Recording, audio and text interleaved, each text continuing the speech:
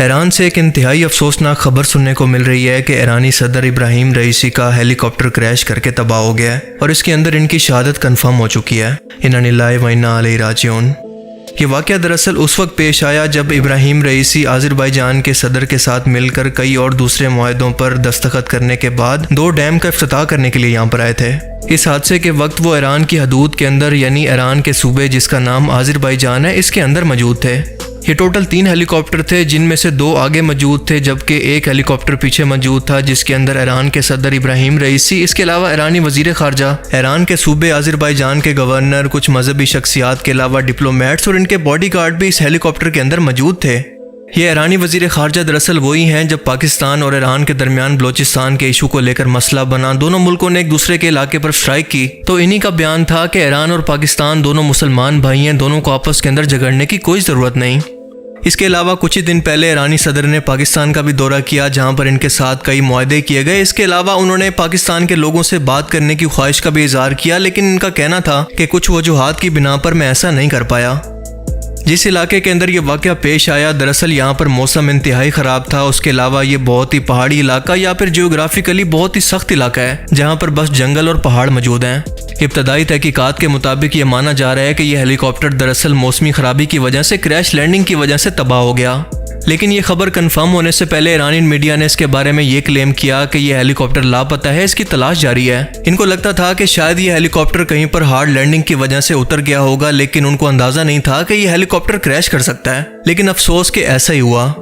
जब इस हेलीकॉप्टर की गुमशुदगी की खबर पूरी दुनिया के अंदर फैली तो तुर्की ने अपने ड्रोन इस तरफ रवाना किए, अपनी रेस्क्यू टीमें भेजी। इसके अलावा रशिया की 47 के करीब रेस्क्यू टीमें यहाँ पर पहुंच गई। ईरान के खुद के कई रेस्क्यू हेलीकॉप्टर रात भर इसके मलबे को या फिर क्रैश लैंडिंग की साइट को तलाश करने की कोशिश करते रहे, लेकिन मौसम खराब होने की वजह से कोई खबर नहीं मिल पा रही थी।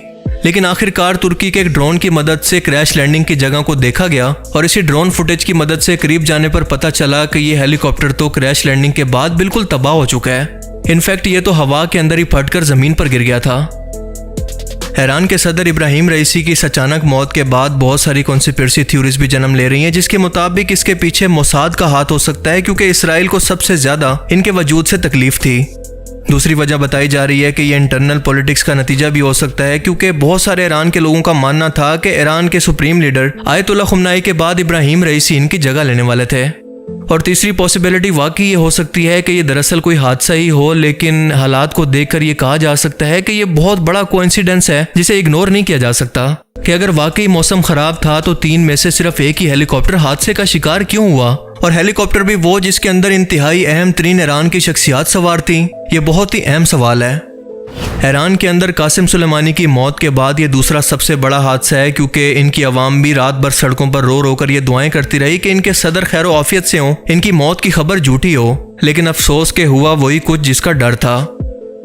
एक ही टाइम के अंदर ईरान के सदर, इनके वजीर खारजा और इनके सूबे के गवर्नर का मारे जाना इंतहाई अफसोसनाक और इंतहाई काबिल तशवीश है। इब्राहिम रईसी वो शख्सियत हैं जिन्होंने एक बार फिर से उम्मत मुस्लिमा को इकट्ठा करने की कोशिश की थी और वो पाकिस्तान के अंदर भी आकर यही कहना चाह रहे थे कि मैं पाकिस्तान की आवाम को यही पैगाम देना चाहता हूँ कि तमाम मुसलमान उम्मत मिलकर इसराइल के जुल्म के खिलाफ इकट्ठी हो जाए, तमाम मुस्लिम लीडर्स भी एक हो जाएं।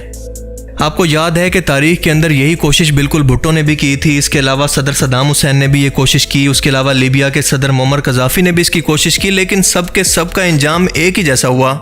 इसराइल के वजूद से मुतालिक इब्राहिम रईसी ने आखिरी बार क्लियर कट ये बयान दिया था कि हम इसराइल के वजूद को दुनिया से ख़त्म करके ही दम लेंगे।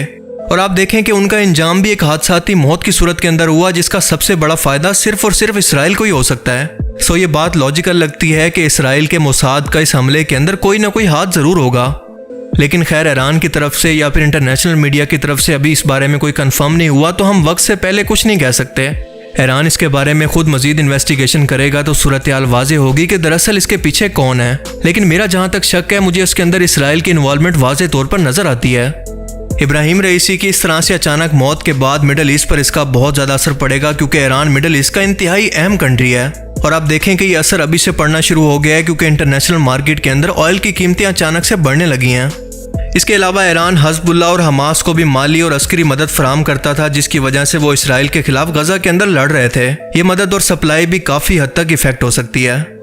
लेकिन अगर बात करें कि क्या ईरान के अंदर इसकी वजह से पॉलिटिकल इंस्टेबिलिटी आएगी, तो इसका जवाब है कि ऐसा मुमकिन नहीं है, क्योंकि ईरान के अंदर आज भी पॉलिटिकल सिस्टम ऐसा है कि वहाँ पर सुप्रीम लीडर अभी तक आयतुल्ला खमनाई है, जो कि सबसे सुप्रीम होता है। आर्मी, जुडिशरी और इसके अलावा स्टेट मीडिया सब कुछ इसके अंडर होता है। और इसके बाद सदर की बारी आती है, जो कि दूसरा सबसे अहम तरीन होता है।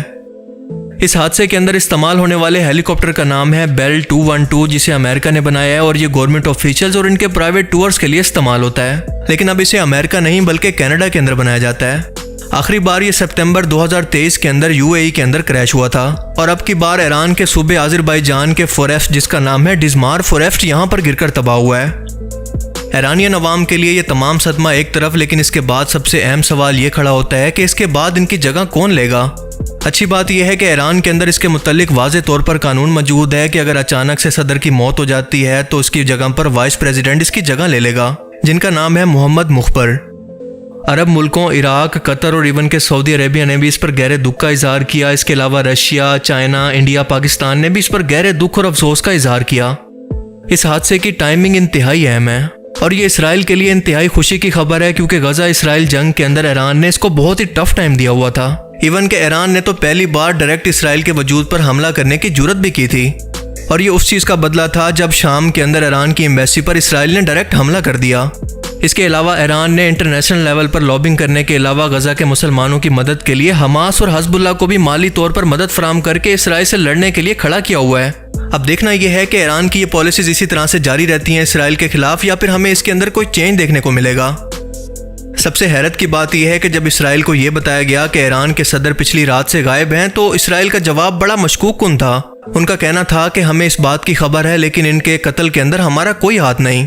हालांकि अभी तक ईरानियन मीडिया पर और इंटरनेशनल मीडिया पर यह खबर ही नहीं चली थी कि ईरान के सदर किसी हादसे के अंदर मारे गए हैं। इस वक्त तक तो सिर्फ इनके लापता होने की खबरें थी, लेकिन इसराइल ने यह वक्त से पहले कैसे कह दिया कि वो मारे जा चुके हैं और हमारा इसके अंदर कोई हाथ नहीं, जिसका मतलब है कि चोर की दाढ़ी में तिनका। और इसीलिए इस वक्त भी इस हादसे के बाद पूरी दुनिया की मशकूक नजरें सीधा सीधा इसराइल की तरफ हैं, क्योंकि इस हादसे का सबसे बड़ा बेनिफिशियरी अगर कोई हो सकता है तो वो सिर्फ इसराइल ही है।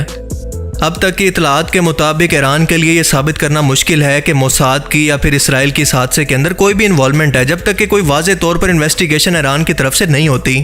और दूसरी तरफ यह भी मुमकिन है कि वाकई मौसमी खराबी की वजह से यह हेलीकॉप्टर कोइंसिडेंस की वजह से क्रैश कर गया हो, लेकिन इसके चांसेस लॉजिकली बहुत ही कम नजर आते हैं। अमेरिका ने तो इन्वेस्टिगेशन से पहले ये कह दिया है कि ईरान अब डायरेक्टली इसराइल को इसके लिए ब्लेम करेगा। देखें, इस हादसे के बाद आने वाले कुछ दिन इंतहाई अहम है, क्योंकि इनके अंदर हमें पता चलने वाला है कि ईरान की तहकीकात के बाद उसको मोसाद से मुतल्लिक कुछ सबूत मिलते हैं कि नहीं। अगर मिलते हैं तो ईरान का रिएक्शन क्या होगा? डेफिनेटली यही होगा कि ईरान इसका बदला ज़रूर लेगा। लेकिन अगर नहीं मिलते और ये वाकई कोई हादसा था तो इस पर हमें सब्र करना होगा और हमें इब्राहिम रईसी का मुतबादिल तलाश करना होगा, जो कि इस वक्त तो ईरान के अंदर आयतुल्ला खमनाई के अलावा तो कोई भी नहीं है। अल्लाह ताला से दुआ है कि वो इन तमाम शोदा की मगफरत फरमाए, इनके तमाम गुनाहों से दरगुजर फरमाए, इनको जन्नत में आला मकाम अता फरमाए और ईरान की आवाम को सब्र व जमील अता करे। आमीन। बाकी आप इस बारे में क्या सोचते हैं? अपनी कीमती राय का इज़हार कमेंट सेक्शन में ज़रूर करें। Thanks for watching this video. अल्लाह हाफिज़।